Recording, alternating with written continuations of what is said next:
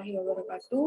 Saya Amalia Putri Bernaza. Di sini saya akan melanjutkan materi selanjutnya, yaitu Basic Accounting Equation, yaitu persamaan dasar akuntansi. Persamaan dasar akuntansi ini menjadi hal yang mutlak untuk dipahami, karena nanti di dalam praktiknya nanti ada dua hal. Yang pertama, yaitu setiap teman-teman selesai mengeksekusi suatu transaksi, maka ketika Anda telah mencatat transaksi itu ke dalam jurnal, maka dia akan melibatkan minimal 2 akun. Satu akun akan teman-teman debitkan, dan satu akun lagi akan teman-teman kreditkan. Itu minimal.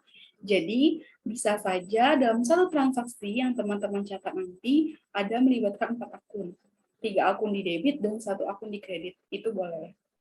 Yang pasti, jumlah debit dan kredit secara nominal, secara mata uang itu harus sama atau seimbang. Yang seimbang saja belum tentu benar, apalagi sudah tidak seimbang. Sudah pasti, otomatis teman-teman catat transaksi itu secara salah. Itu yang harus dipahami. Yang kedua, nantinya teman-teman akan menyusun laporan keuangan. Salah satu laporan keuangan yang akan teman-teman susun namanya neraca. Nah, neraca ini harus seimbang antara jumlah total aset itu harus sama dengan jumlah total liabilitas ditambah ekuitas. Jadi, kalau hasilnya nanti tidak seimbang antara total aset, jumlahnya 100 juta, total liabilitas ditambah ekuitas jumlahnya 99 juta, maka dipastikan apa yang teman-teman lakukan dalam penyelesaian laporan keuangan itu adalah kesalahan.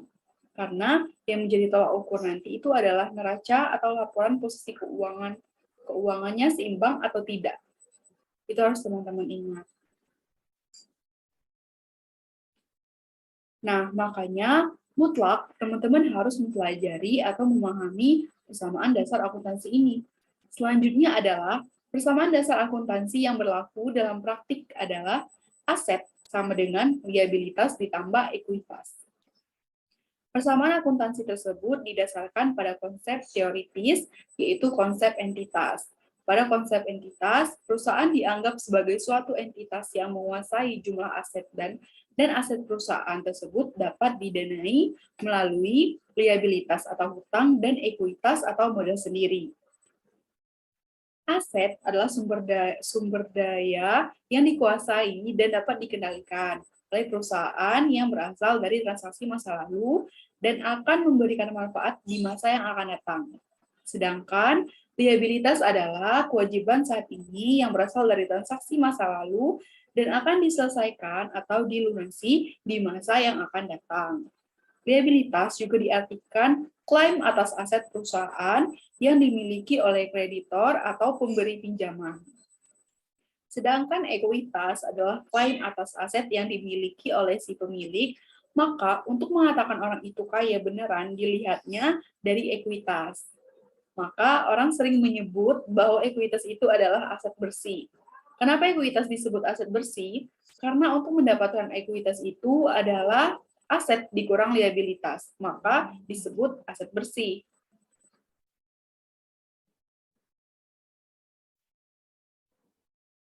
Persamaan dasar akuntansi adalah dasar pencatatan transaksi di mana setiap transaksi telah dicatat, maka persamaan akuntansi harus selalu seimbang. Jumlah pada kedua sisi, yaitu jumlah di sisi kiri atau aset, harus selalu sama dengan jumlah pada sisi kanan, atau liabilitas ditambah ekuitas. Persamaan dasar akuntansi juga menjadi dasar pelaporan keuangan, sehingga setiap perusahaan menyusun laporan keuangan, maka posisi keuangan perusahaan, yaitu posisi aset, harus selalu sama dengan posisi liabilitas ditambah ekuitas. Setiap transaksi keuangan yang terjadi harus dicatat, dan setelah transaksi dicatat, persamaan akuntansi harus selalu seimbang. Jika menjadikan transaksi tidak seimbang, maka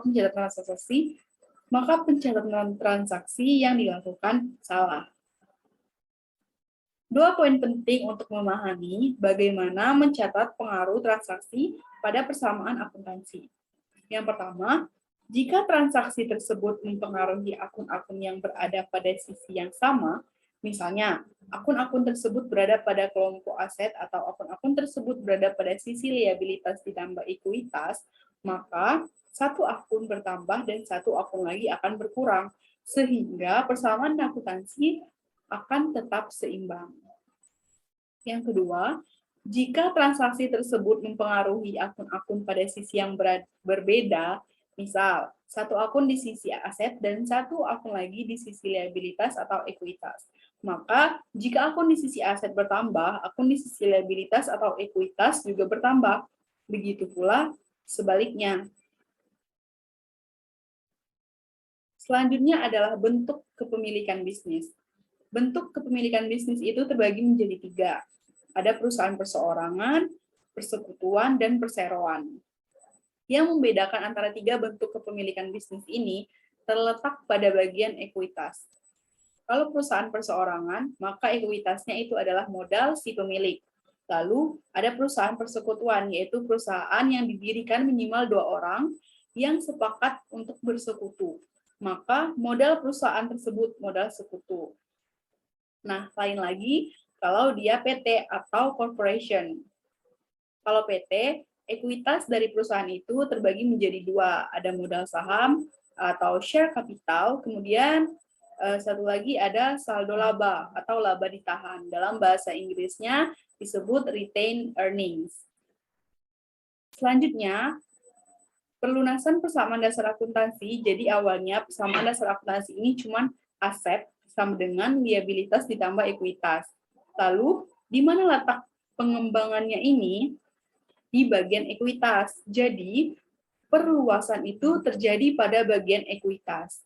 Ekuitas atau modal perusahaan bentuk perseroan terdiri dari 2 kelompok utama, yaitu share capital atau modal saham, lalu ada retained earnings atau saldo laba. Akun share capital hanya akan berubah jumlahnya jika terjadi transaksi yang berhubungan dengan penerbitan saham ataupun penarikan saham yang beredar. Ketika perusahaan beroperasi dalam satu periode, perusahaan memperoleh pendapatan, dan untuk menghasilkan pendapatan tersebut, membayar atau mengakui beban-beban. Jika dalam satu periode, pendapatan yang diperoleh lebih besar dari total beban, maka perusahaan akan memperoleh laba. Dan sebaliknya, maka perusahaan akan mengalami rugi. Jika perusahaan memperoleh laba, maka return earnings-nya meningkat, sehingga ekuitasnya juga meningkat. Jika perusahaan mengalami rugi, maka return earnings perusahaan turun, sehingga ekuitasnya juga menurun. Ketika perusahaan membagi dividen kepada pemegang saham, maka return earnings-nya berkurang karena dividen diambil dari return earnings. Maka kesimpulannya adalah rugi itu menjadikan ekuitas berkurang dan beban yang bertambah itu akan menjadikan ekuitas kita berkurang. Sekian penjelasan dari saya teman-teman mengenai basic accounting equation. Jika terdapat banyak kesalahan kata, saya mohon maaf. Wabillahi taufiq wal hidayah. Wassalamualaikum warahmatullahi wabarakatuh.